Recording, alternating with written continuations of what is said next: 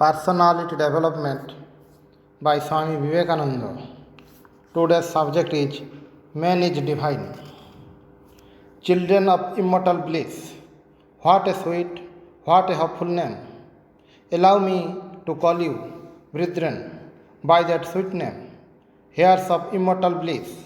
Ye, the Hindu refuges to call you sinners. Ye are the children of God, the sharers of immortal bliss, holy and perfect beings. Ye, divinities on earth. Sinners, it is a sin to call a man so. It is a stunning libel on human nature. Come up, O lions, and shake off the delusion that you are sheep. You are souls immortal, spirits free, blessed and eternal. Ye are not matter, ye are not bodies. Matter is your servant, not you, the servant of matter. Even this world, this body and mind are superstitions. What infinite souls you are, and to be tricked by twinkling stars. It is a shameful condition. You are divinities. The twinkling stars owe their existence to you. Everything that is strong and good and powerful in human nature is the outcome of that divinity. And though potential in many, there is no difference between man and man essentially, all being alike divine. There is, as it were, an infinite ocean behind, and you and I are so many waves coming out of that infinite ocean, and each one of us is trying to his best to manifest that infinite outside. So, potentially, each one of us has that infinite ocean of existence, knowledge and bliss as our birthright, our real nature, and the difference between us is caused by the greater or lesser power to manifest that divine.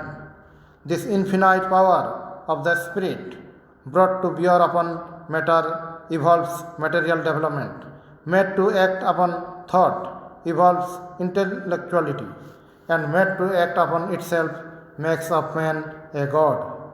Manifest the divinity within you, and everything will be harmoniously arranged around it. Next point is pleasure is not the goal. Pleasure is not the goal of man, but knowledge.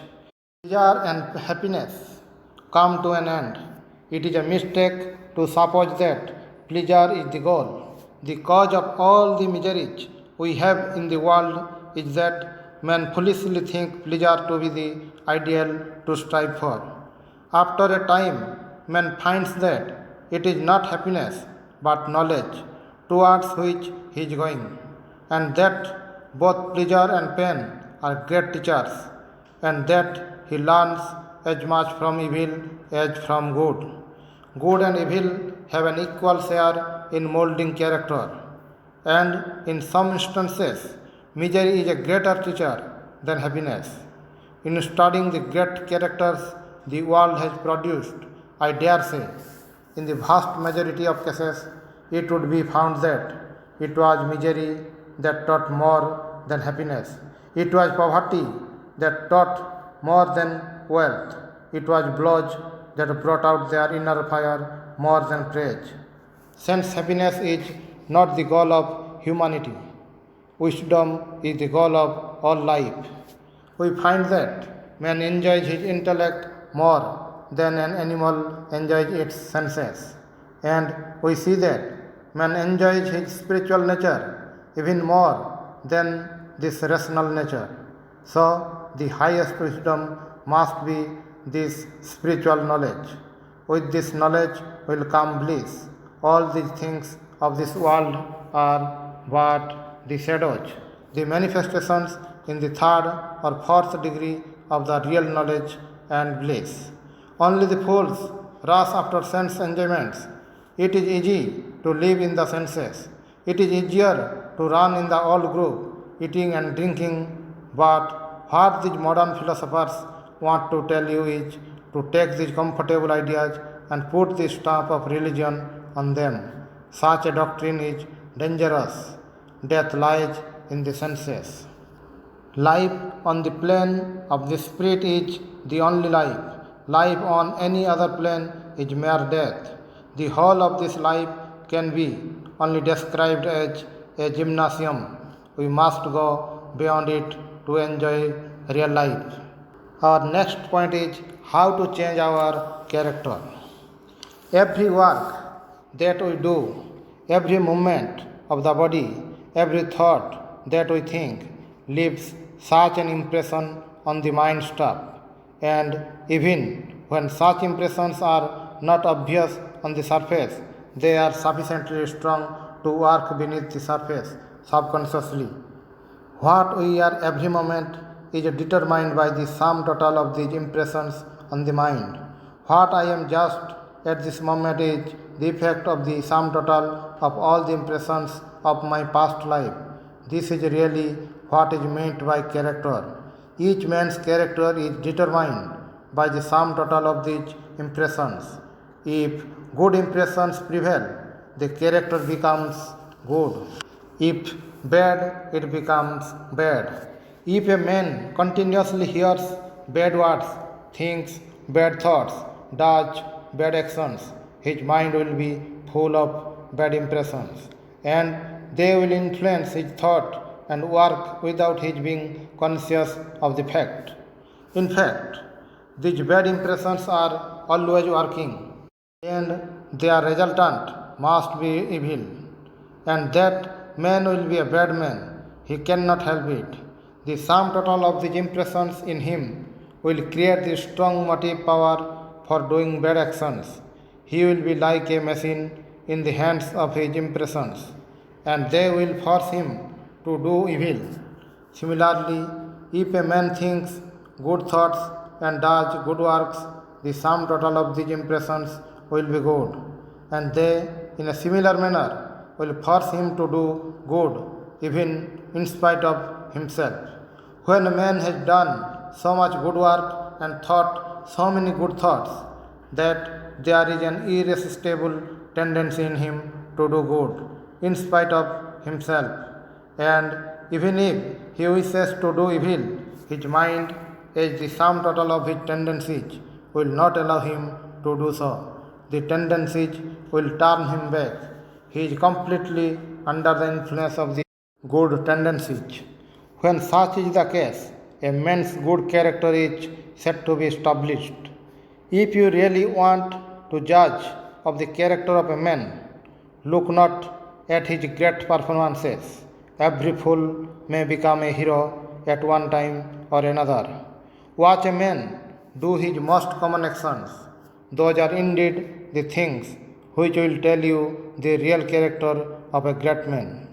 Great occasions rouse even the lust of human beings to some kind of greatness, but he alone is the really great man, whose character is great always, the same wherever he be. All the actions that we see in the world, all the movements in human society, all the works that we have around us are simply the display of thought, the manifestation of the will of man. Machines or instruments, cities, ships, or men of war, all these are simply the manifestation of the will of man. And this will is caused by character, and character is manufactured by karma. As is karma, so is the manifestation of the will.